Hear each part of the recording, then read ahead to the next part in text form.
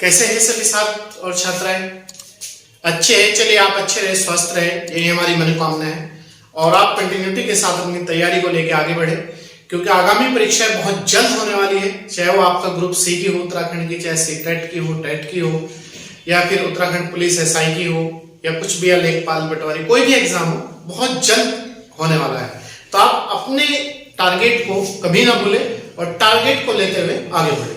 चलिए आज मैं आप लोगों के लिए जो हमारी जनरल हिंदी की आती है एग्जाम में, उसकी क्लास लेकर आया हूं और आज ही क्लास नंबर हमारी 19 है जनरल हिंदी की। इससे पहले 18 क्लास आपकी हो चुकी है, वो सब प्ले लिस्ट में पड़ी हुई है। ठीक है, आप चाहे सीटेट का एग्जाम दे, टेट का दे, ग्रुप सी का दे, लेखपाल दे, पटवारी दे, पुलिस एसआई, जिनमें भी हिंदी आती है, आप बहुत अच्छी तरीके से इस क्लास को अटेंड करें और बहुत अच्छी तरीके से आप इसे सुने और समझे। कोई भी एग्जाम इस टॉपिक से कम आपके 1 से 2 नंबर एग्जाम में रहता ही रहता है। तो आइए देखते हैं। विषय हमारा जनरल हिंदी या सामान्य हिंदी और टॉपिक है हमारा सर्वनाम। ठीक है, सर्वनाम, और क्लास नंबर 18 है ये हमारी, 19 है सॉरी। ठीक है, 18 क्लास हो चुकी है। आइए देखते हैं परिभाषा। जो शब्द संज्ञा के स्थान पर बोले जाते हैं, याद रखना, सर्वनाम उसे कहते हैं जो शब्द संज्ञा के स्थान पर बोले जाते हैं, उन्हें सर्वनाम कहा जाता है। क्लियर है? सर्वनाम किसे कहा जाता है? जो शब्द संज्ञा के स्थान पर बोले जाते हो, उन्हीं को सर्वनाम कहा जाता है। दो नोट है। वैसे विकारी शब्द जो पूर्व पर संबंध से, जो पूर्व पर संबंध से किसी भी संज्ञा के बदले आते हैं, किसी भी संज्ञा के बदले आते हैं, जैसे मैं, तुम, हम, आप, वह आदि। उदाहरण के लिए मोहन एक अच्छा लड़का है। अगर हम ये लिख दे एक अच्छा लड़का है, तो कौन है अच्छा लड़का? कुछ पता ही नहीं है कौन है, तो मोहन एक अच्छा लड़का है, तो इसमें क्या है? मोहन। जैसे वह एक अच्छा लड़का है, तो वह मतलब इशारा हो रहा कि वो है एक अच्छा लड़का है। ऐसे ही और उदाहरण देख लीजिए। विश्वनाथ ने अशोक से कहा, देखिए बताइएगा आप लोग, विश्वनाथ ने अशोक से कहा कि विश्वनाथ विनय के घर से अशोक की पुस्तकें विश्वनाथ की साइकिल पर ले आया है। तो इस तरह के जितने भी वाक्य होंगे उनमें सर्वनाम का प्रयोग नहीं है, क्योंकि इसमें घोचपोच उठा हुआ है। एक से अधिक शब्दों का कई बार प्रयोग हो रहा है। जैसे विश्वनाथ ने अशोक से कहा कि विश्वनाथ, इसका यहां क्या जरूरत थी प्रयोग की? नहीं जरूरत थी। विनय के घर से अशोक की पुस्तकें साइकिल पर ले आया, फिर यहां दे दिया पुस्तकें विश्वनाथ की साइकिल पर ले आया, तो घोचपोच हो रहा। तो इस तरह के जो वो है वो सर्वनाम रहित होते हैं, इसमें सर्वनाम का प्रयोग नहीं किया गया है। अब देख लीजिए दूसरी पंक्ति जिसमें सर्वनाम का प्रयोग किया गया है, कितने अच्छी तरीके से सजाई गई है, लिखी गई है। विश्वनाथ ने अशोक से कहा, ठीक है, यहां तक तो ठीक है, कि मैं विनय के घर से, और देखो यहां क्या था कि विश्वनाथ विनय के घर से, तो घोचपोच हो रहा था नहीं, मैं विनय के घर से तुम्हारी पुस्तकें अपनी साइकिल पर ले आया हूं। तो इसमें क्या है? सर्वनाम का प्रयोग हुआ है, तो इसमें वाक्य में सर्वनाम सहित है। ठीक है, ऊपरला वाक्य गलत है सर्वनाम के हिसाब से, जबकि दूसरा जो वाक्य है वो सर्वनाम सहित है, इसमें सर्वनाम का प्रयोग किया गया है, क्योंकि वाक्य को अच्छी तरीके से जो उसका सीक्वेंस है, जो उसका ऑर्डर है, जो उसकी विशेषता है, उसमें रखा गया है। ठीक है, नेक्स्ट पॉइंट, एक क्वेश्चन आता है मूल सर्वनामों की संख्या कितनी है? तो मूल सर्वनाम 11 है। अगर पूछ ले मूल सर्वनामों की जो संख्या है वो कितनी है? 11। आइए देखते हैं कौन कौन से मूल सर्वनाम। मैं, तू, आप, यह, वह, जो, सो, कौन, क्या,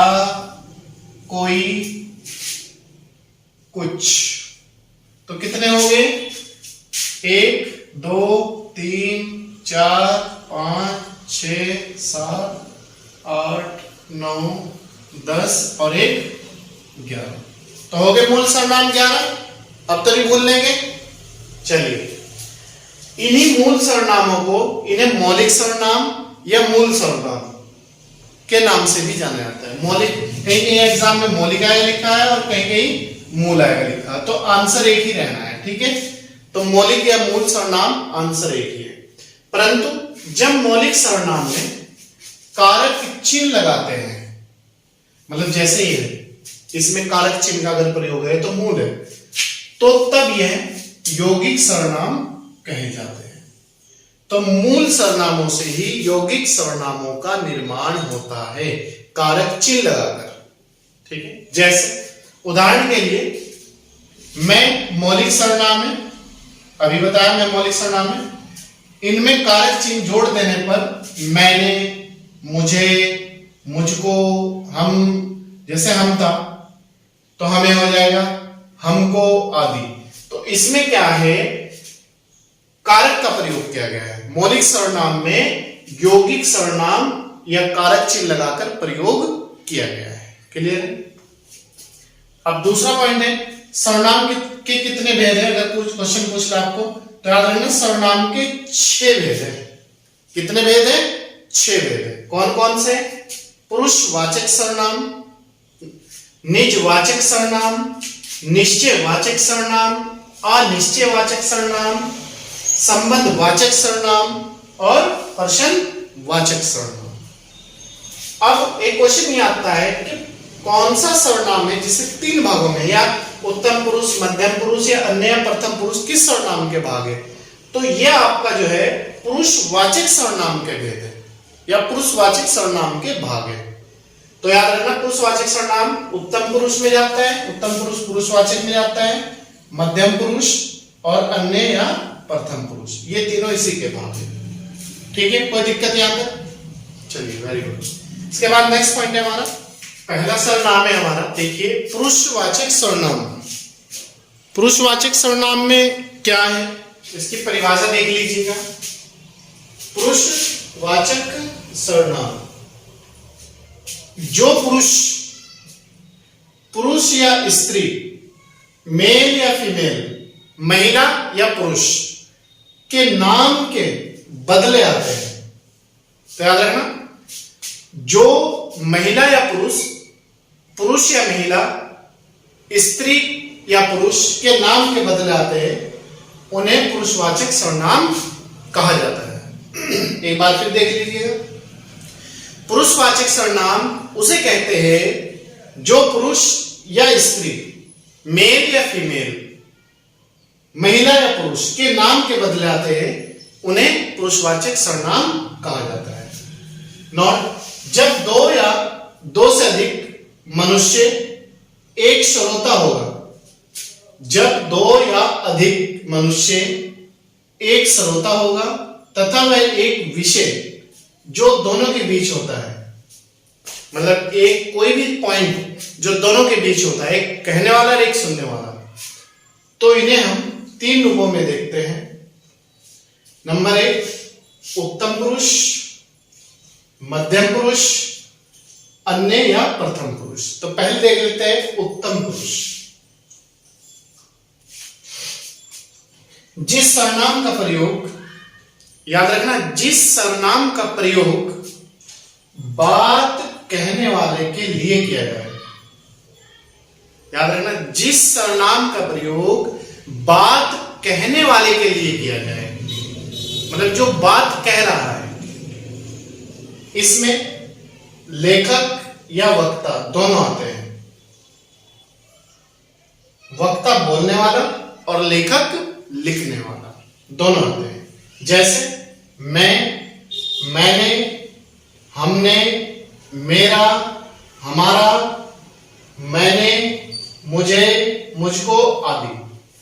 याद रखना, उत्तम पुरुष में वक्ता और लेखक दोनों आते हैं और इसका प्रयोग बात कहने वाले के लिए किया जाता है। ठीक है, जैसे मैं कहता हूं कि विद्या सब धनों में महान है। तो इसमें मैं का प्रयोग हो गया। तो इसी तरीके से सेंटेंस में आप याद रखना, अगर कुछ भी ना याद रहे, मैंने कहा ये घर उसका है तो मैंने का प्रयोग होगा। हमने कल दूध पिया तो हमने हो गया। मेरा घर बहुत अच्छा है, हमारा मकान है, मैंने उसे पढ़ने को कहा, मुझे उसने गाली दी, मुझको उसने बुलाया। इस तरह के जितने भी सेंटेंस हो गए वो उत्तम पुरुष सर्वनाम में जाते हैं। क्लियर? नंबर 2, मध्यम पुरुष, जिससे बात कही जा रही है, जिससे बात कही जा रही है। तो याद रखना, मध्यम पुरुष में आएगा जिसे हम कोई बात कह रहे हैं। जैसे हमने कहा सचिन कल खेलेंगे, ठीक है? सचिन आप ये कपड़े यहां रख दो, बेटा आप ये कपड़े उठा के वहां ले जाओ। तो जिससे बात कही जा रही है या जो सुनने वाले के लिए सर्वनाम प्रयुक्त हो रहा है, मतलब जिसे हम कह रहे और जो सुनना, दोनों पॉइंट याद रखना, के लिए प्रयुक्त हो रहा है। इसमें श्रोता, श्रोता मतलब सुनने वाला, और पाठक पढ़ने वाला। अभी मैं पाठक की भूमिका में हूं, आप श्रोता की भूमिका में हो। आप सुनने वाले हो और मैं आपको बताने वाला हूं, किसी भी पाठ को पढ़ के सुनाने वाला या किसी चीज को बताने वाला। तो हम और आप ये मध्यम पुरुष में चले जाएंगे। जैसे तू, तुम, तुमने, तुमसे, तुम्हें, तुझे, तूने, तुमसे, तुम्हारा। ठीक है? तो ये आपका मध्यम पुरुष में प्रयोग होता है। इसके बाद तीसरा पॉइंट है इसका, अन्य या प्रथम पुरुष। अन्य या प्रथम पुरुष, इसमें देखिए, जिसमें वक्ता या लेखक से संबंध ना हो और ना ही श्रोता और पाठक का संबंध हो। मतलब देखो, ना तो उत्तम पुरुष में लेखक और वक्ता का प्रयोग हुआ, इससे भी संबंध ना होना चाहिए। मध्यम पुरुष में श्रोता और पाठक का संबंध हुआ, इससे भी संबंध ना होना चाहिए। तो जो आपका अन्य या प्रथम पुरुष है, जो पहले दो है आपका उत्तम पुरुष और मध्यम पुरुष, इन दोनों से कोई रिलेशन नहीं है इसका। जिस सर्वनाम का प्रयोग उसके लिए हो जिसके बारे में कुछ कहा जाता है। याद रखना, अन्य या प्रथम पुरुष में क्या पहचान है कि इस सर्वनाम का प्रयोग उसके लिए हो जिसके बारे में कुछ कहा जाता है। जैसे पढ़ने में चतुर है, कौन चतुर है? किसी के लिए कहा जा रहा है ये सेंटेंस। पढ़ने में चतुर है, पढ़ने में अच्छा है, खेलने में अच्छा है, घूमने में बहुत अच्छा है, बात कहने में बहुत सुंदर है। तो इस तरह के प्रयोग। इसके बोधक शब्द है, अगर कुछ भी ना याद रहे तो ये याद रख लेना आप एग्जाम में। वह, वे, उनको, उनका, उन्हें, उनसे, यहां आदि। ठीक है? तो ये अन्य या प्रथम पुरुष सर्वनाम के भेद है। और ये किसके भाग है? उत्तम पुरुष, मध्यम पुरुष, अन्य पुरुष, ये आपके पुरुषवाचक सर्वनाम। ठीक है? अब है नंबर 2, निजवाचक सर्वनाम। इस सर्वनाम का रूप आप होता है। आप मतलब खुद, स्वयं, जो स्वयं के लिए या अपने लिए, याद रखना, स्वयं के लिए या अपने लिए प्रयोग किया जाता है। तो निजवाचक सर्वनाम का रूप आप होता है। आपका मतलब यहां जो खुद के लिए या स्वयं के लिए या अपने आप के लिए, सेल्फ के लिए प्रयोग किया जाता है। ठीक है? यहां आप पुरुषवाचक से भिन्न है। जो पुरुषवाचक में प्रयोग हुआ है ना आप, तो ये इससे अलग है, क्योंकि पुरुषवाचक आप आदर्श सूचक शब्द है। जो पुरुषवाचक में प्रयोग होता है वो तो एक आदर्श सूचक शब्द है। ठीक है? लेकिन निजवाचक सर्वनाम में आप स्वयं के लिए प्रयोग होता है, खुद के लिए प्रयोग होता है। इसमें वहां किसी के सम्मान में प्रयोग होगा। आप कल कहां गए थे, और यहां आप का मतलब है खुद, स्वयं, मैं, अपने आप। उदाहरण के लिए, मैं अपना काम अपने आप कर लूंगा। कई बार क्वेश्चन आ गया सेंटेंस है कि मैं अपना काम अपने आप कर लूंगा, कौन सा सर्वनाम है? तो आप इसमें जो है निजवाचक, मैं कह रहा ना, मैं अपना काम अपने आप कर लूंगा, मैं अपने कपड़े अपने आप पहन लूंगा, मैं अपने आप लिख लूंगा, मैं अपने आप रोटी बना लूंगा, मैं अपना आप झाड़ू लगा लूंगा, मैं अपना आप सफाई कर लूंगा। तो इसमें क्या प्रयोग हो रहा है? निजता मतलब अपने आप, खुद के लिए।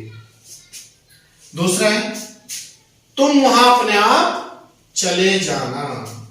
ठीक है। तीसरा है, यह काम आप ही हो गया, मतलब अपने आप ही हो गया, आप मतलब अपने आप। चौथा है, मैं आप ही चला जाऊंगा, मतलब मैं आप ही चला जाऊंगा, खुद ही चला जाऊंगा, किसी की जरूरत नहीं है मुझे जाने के लिए या ले जाने के लिए। ठीक है। तो इसका याद रखना नोट। इसके बोधक जो शब्द है, आपका भी प्रयोग हो सकता है, स्वयं का भी हो सकता है, स्वतः, खुद। तो ये 4 इसके बोधक शब्द है, आप, स्वयं, स्वतः, खुद आदि। ठीक है। जिस भी पंक्ति में इनका प्रयोग हुआ तो आप मानना निजवाचक सर्वनाम। इसके बाद है, निजवाचक सर्वनाम में एक वचन में बहुवचन दोनों रूपों का प्रयोग होता है। याद रखना, निजवाचक जो सर्वनाम है उसमें एक वचन और बहुवचन दोनों ही शब्दों का या रूपों का प्रयोग किया जाता है। तो दोस्तों, ये ही आज की हमारी सर्वनाम की क्लास। हमने इसकी परिभाषा देखी, सर्वनाम के भेद देखे, मूल सर्वनाम देखे, और इसके बाद हमने आपको 2 सर्वनाम कराए, पुरुषवाचक सर्वनाम, उसके 3 भेद, उत्तम पुरुष, मध्यम पुरुष, अन्य पुरुष और निजवाचक सर्वनाम। बाकी इसके बाद 4 सर्वनाम आपको पार्ट 2 में उपलब्ध होंगे। आज की क्लास का पार्ट 1 है और पार्ट 2 का आप थोड़ा इंतजार करिएगा, नेक्स्ट हफ्ते आपको पार्ट 2 उपलब्ध हो जाएगा। ठीक है।